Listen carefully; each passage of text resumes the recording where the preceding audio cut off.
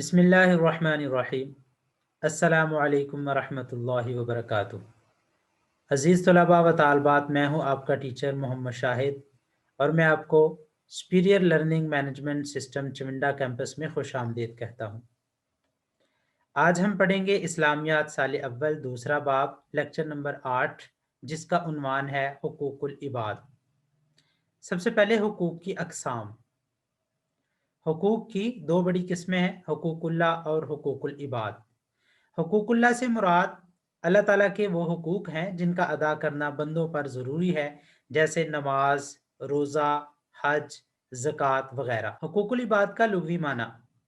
لفظ حقوق جمع ہے اور اس کا واحد حق ہے۔ حق کا لفظی معنی درست مطالبہ یا جائز حصہ ہے، جبکہ عباد کا لفظ عربی زبان میں بندوں کے لیے استعمال ہوتا ہے۔ حقوق العباد کا اصطلاحی معنی۔ حقوق العباد سے مراد بندوں کے وہ جائز مطالبات ہیں جو اللہ تعالیٰ کے حکم کے مطابق دوسرے بندوں پر عائد ہوتے ہیں۔ اسلامی تعلیمات کے مطابق حقوق العباد اللہ تعالیٰ معاف نہیں فرمائیں گے جب تک کہ متعلقہ افراد معاف نہ کر دیں۔ حقوق العباد میں سے سب سے مقدم اور سب سے اہم والدین کے حقوق ہیں۔ تو سب سے پہلے ہم والدین کے حقوق پڑھیں گے۔ والدین کا مقام اور مرتبہ بہت زیادہ ہے۔ والدین کے مقام اور حیثیت کا اندازہ اس سے بڑھ کر کیا ہو سکتا ہے کہ اللہ تعالیٰ کی رضامندی یا ناراضگی کا انحصار والدین کی رضامندی یا ناراضگی پر ہے۔ والدین محض انسان کو وجود میں لانے کا ذریعہ ہی نہیں بنتے، بلکہ تمام زندگی اسے بھرپور حمایت اور سہولت فراہم کرتے ہیں، اس کی پرورش کرتے ہیں، اس کی ضروریات کا خیال رکھتے ہیں۔ والدین کے حقوق کے متعلق قرآن پاک میں خصوصی تاکید فرمائی گئی ہے۔ سورہ مبارکہ بنی اسرائیل آیت نمبر 23 اور 24، جس کا ترجمہ ہے، اور تیرا رب حکم دے چکا کہ اس کے سوا کسی کی عبادت نہ کرو اور والدین کے ساتھ بھلائی کرو۔ اگر ان میں سے کوئی ایک یا وہ دونوں بڑھاپے کی عمر کو پہنچ جائیں تو انہیں اف تک نہ کہو اور انہیں مت جھڑکو، اور ان سے ادب کے ساتھ بات کرو اور ان کے سامنے اپنی عاجزی کے کندھے رحمت کے ساتھ جھکا دو اور کہو، اے میرے رب، ان دونوں پر رحم فرما جس طرح انہوں نے مجھے رحم کے ساتھ پالا۔ والدین حسن سلوک کے سب سے زیادہ حقدار ہیں۔ ایک صحابی نے آپ صلی اللہ علیہ وسلم سے دریافت کیا، یا رسول اللہ صلی اللہ علیہ وسلم، میرے حسن سلوک کا سب سے زیادہ حقدار کون ہے؟ تو آپ صلی اللہ علیہ وسلم نے فرمایا، تیری والدہ۔ اس نے پھر عرض کیا کہ اس کے بعد؟ پھر آپ صلی اللہ علیہ وسلم نے ارشاد فرمایا، تیری والدہ۔ پھر اس نے عرض کیا، یا رسول اللہ صلی اللہ علیہ وسلم، اس کے بعد؟ تیسری مرتبہ بھی آپ صلی اللہ علیہ وسلم نے جواب دیا کہ تیری والدہ۔ چوتھی مرتبہ جب اس نے پوچھا کہ اس کے بعد یا رسول اللہ صلی اللہ علیہ وسلم، میرے حسن سلوک کا کون حقدار ہے؟ تو آپ صلی اللہ علیہ وسلم نے جواب دیا کہ تیرا والد۔ والدین کا احترام اور والدین کی فرمانبرداری اس قدر اہم ہے کہ آپ صلی اللہ علیہ وسلم نے ارشاد فرمایا، والدین کا نافرمان شخص جنت کی خوشبو سے بھی محروم رہے گا۔ جنت میں جانا تو دور کی بات ہے، وہ جنت کی خوشبو سے بھی محروم رہے گا۔ اس قدر والدین کی فرمانبرداری کی اہمیت ہے۔ اور آپ صلی اللہ علیہ وسلم نے والدین کی خدمت کے حوالے سے ارشاد فرمایا، ذلیل و خوار ہوا، ذلیل و خوار ہوا، ذلیل و خوار ہوا۔ صحابہ نے عرض کیا، یا رسول اللہ صلی اللہ علیہ وسلم، کون ذلیل و خوار ہوا؟ تو آپ صلی اللہ علیہ وسلم نے ارشاد فرمایا، وہ جس نے اپنے ماں باپ دونوں یا ان میں سے کسی ایک کو بڑھاپے کی حالت میں پایا اور ان کی خدمت کر کے جنت حاصل نہ کر لی۔ والدین کے حقوق میں سے چند ایک نمایاں حقوق ہم پڑھیں گے۔ سب سے پہلا ہے حسن سلوک۔ اللہ تعالیٰ کا ارشاد ہے والدین کے ساتھ حسن سلوک کے حوالے سے، سورہ مبارکہ عنکبوت آیت نمبر 8، جس کا ترجمہ ہے، اور ہم نے انسان کو اپنے والدین کے ساتھ بھلائی کرنے کی وصیت کی۔ اور دوسرے نمبر پہ حق ہے والدین کا فرما برداری۔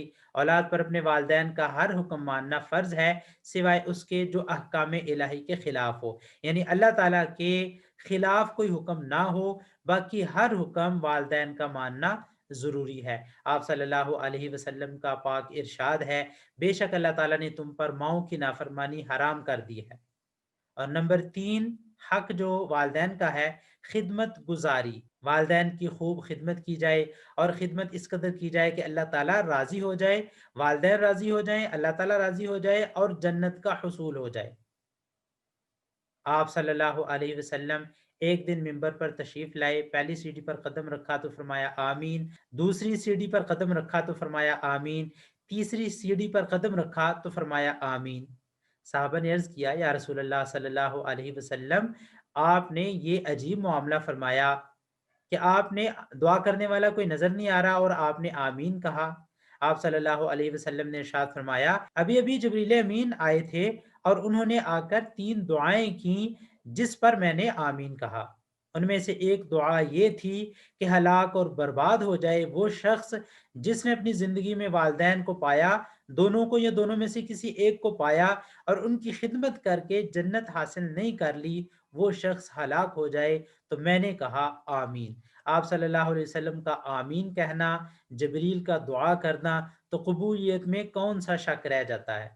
تو اس سے والدین کی خدمت کی اہمیت واضح ہو جاتی ہے کہ والدین کی خدمت ضرور کرنی چاہیے۔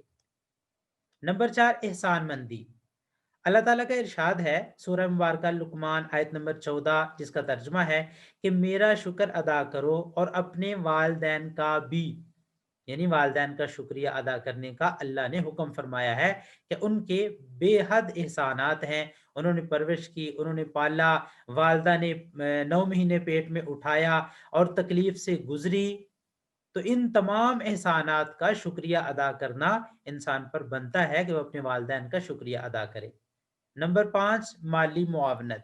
آپ صلی اللہ علیہ وسلم نے ارشاد فرمایا مال خرچ کرنے کے حوالے سے کہ یہ نہ سوچے کہ میں مال خرچ کر رہا ہوں اپنے والدین پہ، بلکہ آپ صلی اللہ علیہ وسلم نے اس بات کا بہت ہی خوب جواب فرمایا کہ تو اور تیرا مال دونوں تیرے والد کی ملکیت ہے۔ ملکیت کا مطلب ہم خوب جانتے ہیں کہ جب کوئی شخص کسی چیز کا مالک ہوتا ہے تو اس میں تصرف کسی بھی طریقے سے کر سکتا ہے۔ اسی لیے آپ صلی اللہ علیہ وسلم نے فرمایا کہ تو بھی تیرے والد کا ہے اور تیرا مال بھی تیرے والد کا ہے۔ اگلا حق نمبر 6، دعائے رحمت۔